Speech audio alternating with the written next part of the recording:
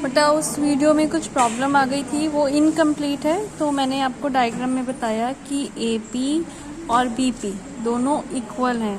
It means ये वाली term और ये वाली टर्म, इसमें सिर्फ डिफरेंस क्या था AP और BP का। अब ये भी इक्वल हैं तो इन दोनों को माइनस करके क्या आ जाएगा, 0। इसका मतलब निरक्षीय स्थिति में वैद्युत विभव शून्य होता है, पर वैद्युत तीव्रता शून्य नहीं होती। ये आपने टॉपिक में पढ़ा हुआ है। आपने वैद्युत तीव्रता के 2 टॉपिक पढ़े थे, एक अक्षीय स्थिति और एक निरक्षीय स्थिति। वैद्युत द्विध्रुव के 3 टॉपिक हैं। एक और टॉपिक है इसमें, और वो है वैद्युत द्विध्रुव के कारण किसी बिंदु पर विभव। कहीं भी कोई बिंदु हो तो एक कॉमन, एक जनरल फॉर्मूला क्या आएगा वो हम देखेंगे। तो ये है डायग्राम। AB जो है ये है वैद्युत द्विध्रुव, जिस पर यहाँ माइनस के हुआ आवेश और यहाँ प्लस के हुआ आवेश, और इनके बीच की जो दूरी है वो है 2L।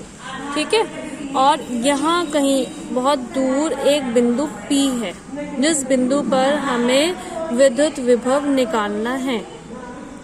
अब इस P बिंदु को A से भी मिलाएंगे ये, और इस P बिंदु को B से भी मिलाएंगे इस B से, और साथ में ये जो AB का मध्य बिंदु है O, इस P को यहाँ से मिलाएंगे। अब B से इस पर एक लंब डालेंगे, ये हो गया BC, और इस A से इस पर एक लंब डालेंगे, ये हो गया AD।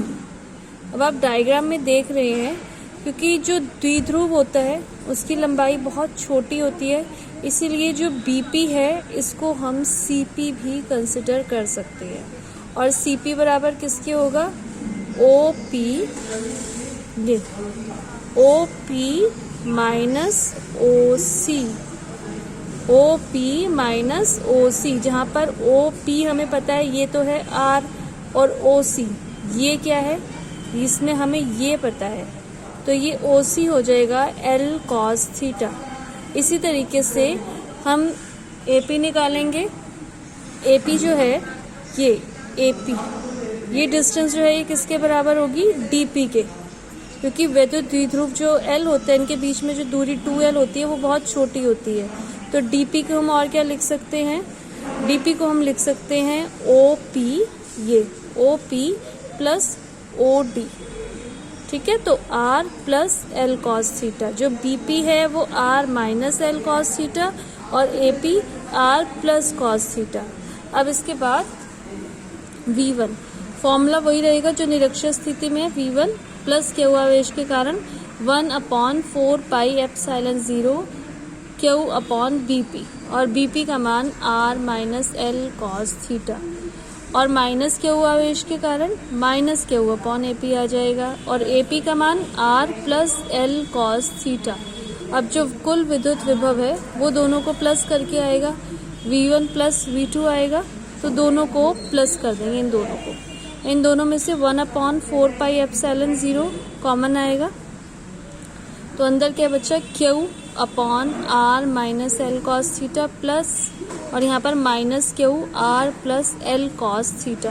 Q को भी बाहर ले लेते हैं, R minus L cos theta और R plus L cos theta का LCM लेंगे तो आएगा R square minus L square cos square theta.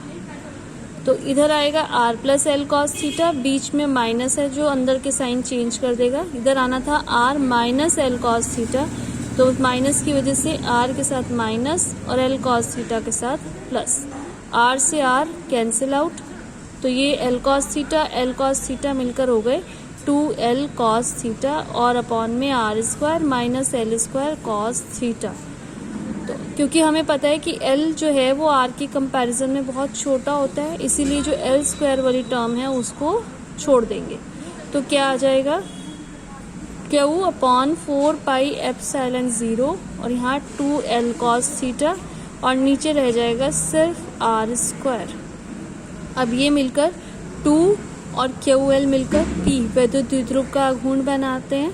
तो फॉर्मूला जो बनेगा वो होगा V is equal to 1/4 pi epsilon 0 P cos theta upon R square. अब ये जो एक जनरल फॉर्मूला है, इससे हम अक्षीय स्थिति या निरक्षीय स्थिति दोनों के मान निकाल सकते हैं। जैसा कि आपको पता है अक्षीय स्थिति में जो एंगल होता है वो कितना होता है 0, कॉस थीटा कॉस 0, और कॉस 0 का मान 1। तो फॉर्मूला क्या बनेगा, v is equal to 1/4 pi epsilon 0 p upon R square, क्योंकि कॉस 0 का मान 1 होता है, और यही तो अक्षीय स्थिति के लिए आया था फॉर्मूला। इसके बाद निरक्षीय स्थिति, निरक्षीय स्थिति मतलब कॉस थीटा जो है वो कॉस 90, और कॉस 90 का मान क्या होता है 0, तो ये पूरी टर्म क्या हो जाएगी 0। तो ये एक जनरल फॉर्मूला है, इससे हम अक्षीय और निरक्षीय दोनों के मान निकाल सकते हैं।